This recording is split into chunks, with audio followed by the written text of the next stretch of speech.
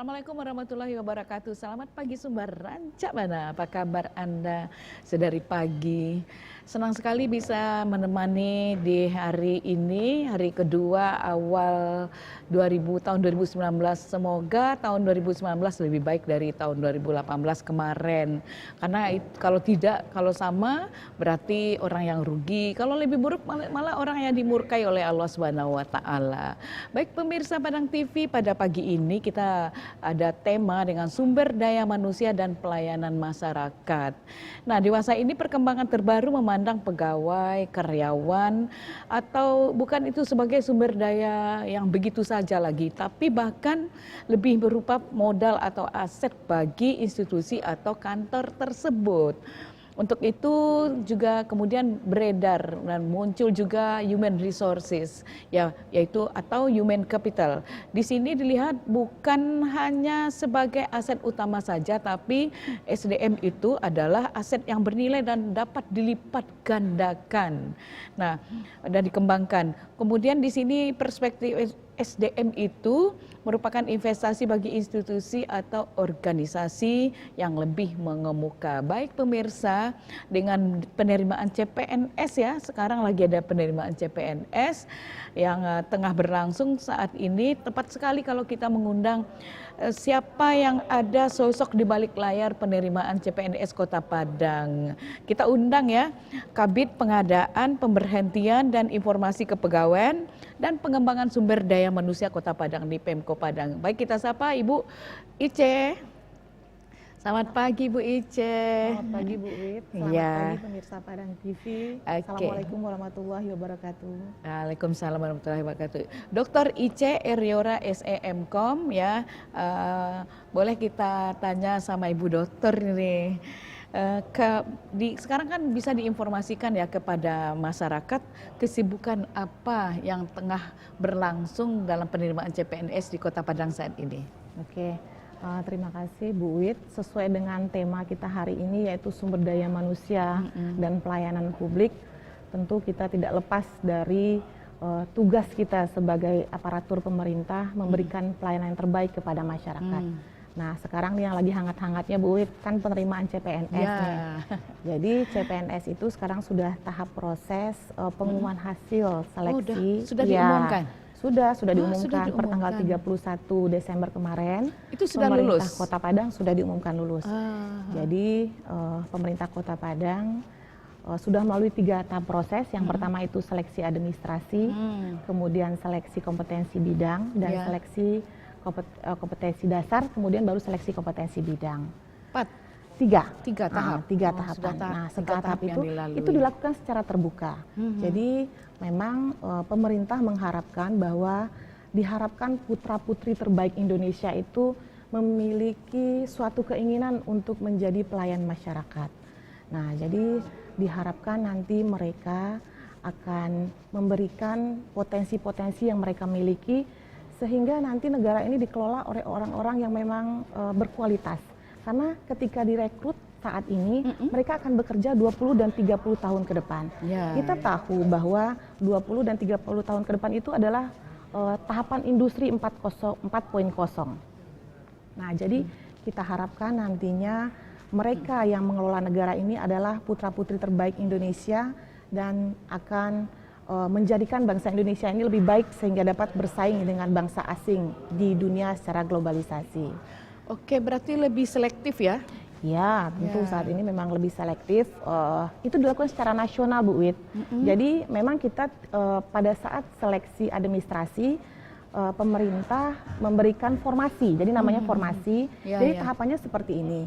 Pada awalnya itu setiap unit kerja melakukan penilaian terhadap kebutuhan masing-masing. Namanya analisis jabatan dan analisis beban kerja. Jadi dari pekerjaan-pekerjaan yang sudah ada dilakukan analisis, kemudian dapatlah berapa sih jabatan yang dibutuhkan, berapa orang yang dibutuhkan duduk di jabatan tersebut. Nah, setelah itu kita melalui Kementerian Pan-RB mengajukan di dalam aplikasi namanya e-formasi, menyampaikan kebutuhan masing-masing daerah. Nanti berdasarkan aplikasi tersebut Kementerian Pendayagunaan Aparatur Negara memberikan formasi.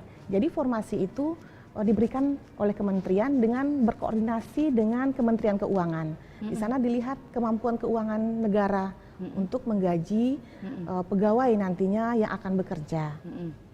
Nah, kemudian setelah itu kita mengajukan ke Kementerian Pan-RB, nanti Kementerian Pan-RB menyampaikan formasi. Jadi formasi untuk tahun 2018 itu mengutamakan tenaga pendidikan, tenaga kesehatan, dan tenaga yang terhubung dengan infrastruktur.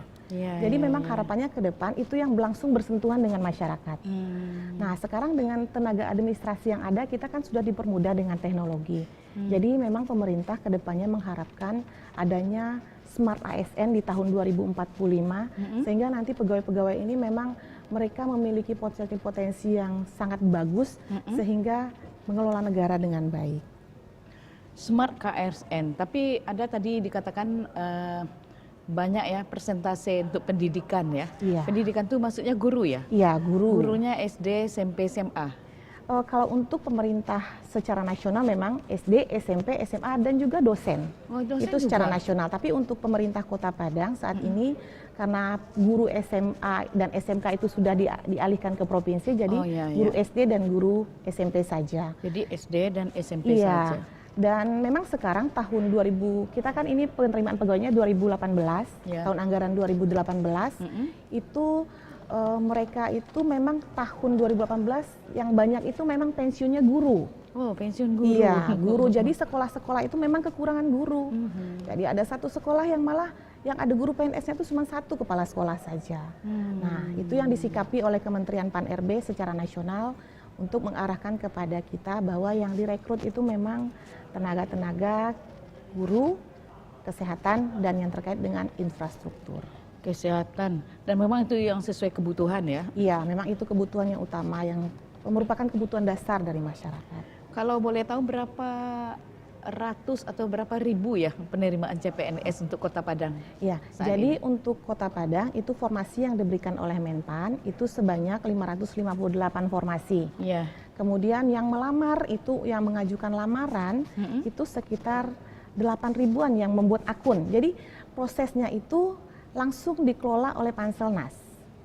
BKN mereka mendaftar melalui aplikasi, kemudian aplikasi tersebut membatasi ambang-ambang batas apa syarat-syarat yang harus dipenuhi oleh setiap pelamar. Nah, kemudian formasi itu dicocokkan kembali administrasinya, dicocokkan apakah sesuai formasi yang dilamar dengan pendidikan yang syarat untuk duduk di jabatan tersebut. Nah, itulah yang mereka yang lolos administrasi. Jadi memang pendidikan itu sesuai antara formasi yang diberikan Menpan dengan nanti yang akan diangkat menjadi pegawai negeri sipilnya. Nah, kemudian setelah mereka memasukkan di aplikasi SSCN yang dimiliki oleh BKN, selanjutnya nanti dilakukan tes seleksi dengan CAT namanya, Computer Assistant Test, yang mereka sendiri selesai ujian itu langsung bisa melihat di layarnya nilainya berapa gitu. Jadi ambang batasnya sudah tahu, ini saya lulus nih gitu. Mungkin yang tidak mereka ketahui nanti siapa saingan-saingannya, karena kan pada saat pelaksanaan ujian itu mereka tidak bisa mengetahui siapa saja yang ikut ujian gitu, berapa orang yang memang melewati ambang batas. Nah, itu yang sekarang dilaksanakan oleh pemerintah dengan tujuan memilih putra-putri terbaik Indonesia, sehingga nanti kualitas pelayanan kita terhadap masyarakat dengan sumber daya manusia yang berkualitas tersebut bisa meningkatkan kepuasan masyarakat sesuai dengan amanah pembukaan Undang-Undang Dasar 1945. Oke, mantap sekali. Jadi informasi kepada masyarakat yang diterima 8.000, yang mendaftar 558. Yang mendaftar 8.000, diterima 558 orang. Ketat sekali persaingannya. Ketat sekali dan kurang dari 10%. Iya. Nah, kemudian kita mau tahu kenapa tadi kan pemerintah sudah mulai terbuka, habis ujian sudah tahu hasilnya pendaftaran online. Kenapa tidak tahu ya siapa saingan? Berarti itu kan pemicu juga nanti untuk dibaliknya ada peluang-peluang juga bagi oknum tertentu, enggak begitukah?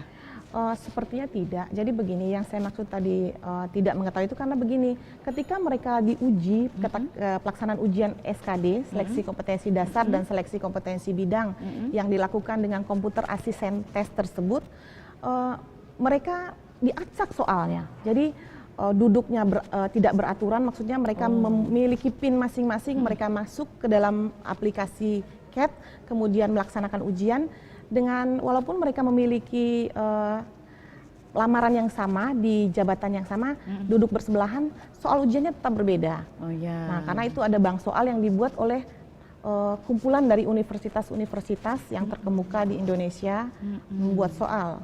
Jadi diharapkan memang kualitas CPNS kita yang akan mengelola negara ini adalah kualitas yang sangat baik.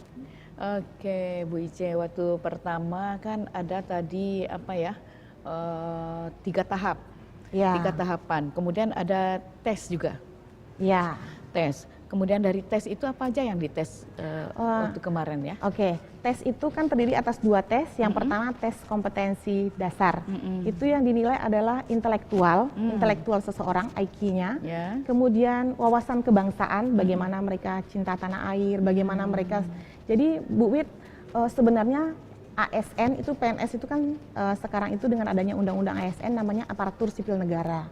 Nah, bagaimana mereka sebagai pemersatu NKRI gitu. Itu.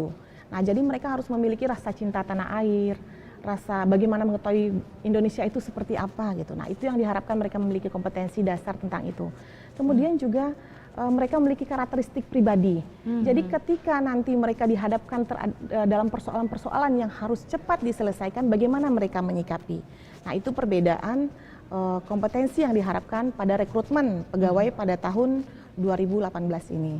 Kemudian seleksi tahap awal itu kompetensi dasar, yang kedua kompetensi bidang. Nah, kompetensi bidang ini adalah seleksi yang dilakukan sesuai dengan kemampuan mereka masing-masing. Misalnya untuk dokter itu tentang bagaimana kesehatan, kemudian untuk guru bagaimana pendidikan. Spesifik ya. Spesifik ilmu mereka. Seperti itu model rekrutmennya, dan itu pun untuk pemerintah daerah kita memakai komputer asisten tes, dan ujiannya hanya itu udah langsung dilihat hasilnya oleh yang bersangkutan. Yang bersangkutan langsung iya, tahu? langsung tahu hasilnya ketika selesai ujian, dan di luar ruang ujian juga ditayangkan. Nah, kemudian kita juga menempelkan setelah 1 sesi ujian, kita tempel kembali di dinding, mereka bisa melihat. Seperti itu terbukanya sekarang penerimaan pegawai. Begitu transparan sekali sehingga masyarakat tidak usah ragu dan merasa asing atau kok berbeda, tapi ternyata tidak. Ya, dan kita juga dikawal ombudsman. Oh, jadi iya. ombudsman selalu secara kooperatif datang ke kita ketika ada masyarakat yang melakukan pengaduan, datang ke kita, ke BKPSDM itu menanyakan, ini permasalahannya kenapa tidak lulus, kita sampaikan, kita berikan dengan data. Nah, jadi BPKP pun ikut mengawasi kita. Jadi kita sendiri di BKPSDM merasakan bahwa kita bersama bisa melaksanakan seleksi CPNS ini dengan bersih dan sesuai dengan aturan yang ada. Oh, begitu ya. Jadi sudah transparan, dan ketika ada komplain bisa langsung dilihatkan. Yeah. Nah, dari Bu Ice sendiri sebagai kepala bidang, banyak ini bidang pengadaan, pemberhentian juga, informasi juga, pengembangan kepada SDM. Saya belum tanya tentang pengembangan SDM, tapi informasi kesibukan Bu Ice sekarang kan sudah terima ya 558 CPNS. Apa itu otomatis lolos semua gitu? Jadi sekarang kita tahap pemberkasan setelah kita umumkan hasil tes kompetensi dasar dan tes kompetensi bidang, yang itu merupakan digodok kembali oleh Panselnas. Jadi itu kan nilai SKB dan SKD tersebut disatukan melalui aplikasi dan digodok oleh Panselnas, dikirimkan kembali ke kita untuk diumumkan oleh kepala daerah.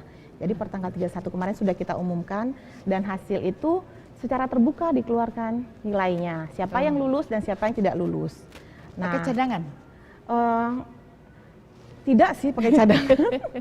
Nggak Tidak ada pakai cadangan, tapi mungkin nanti seandainya ada yang misalnya mengundurkan diri atau tidak bisa meneruskan, mungkin secara ada kebijakan nasional nanti untuk mengganti atau menaikkan yang nilainya di bawah dari pelamar yang nilainya terbaik gitu. Pada tingkat nasional, bukan dari Pemko? Bukan. Kita menerima nilai dari Panselnas. Jadi memang tidak ada intervensi sama sekali dari pemerintah daerah, karena itu memang dikelola secara komputerisasi semuanya. Saat ujian Online juga kemarin? Saat ujian itu ya nilainya langsung online ke pusat, BKN pusat. Dan kita tidak bisa masuk ke ruang ujian. Ruangan ujian itu disterilkan hanya kawan-kawan dari BKN saja yang ada di ruang Jakarta? ujian. Dari Jakarta. Bukan main. Jadi betul-betul sudah apa ya, masyarakat sudah tidak ada sanksi dan ragu lagi bagaimana kelanjutan kalau untuk CPNS. Dan jangan kemana-mana karena sumber Rancak Bana akan segera kembali bersama Dr. Ice Erionora SEMKOM.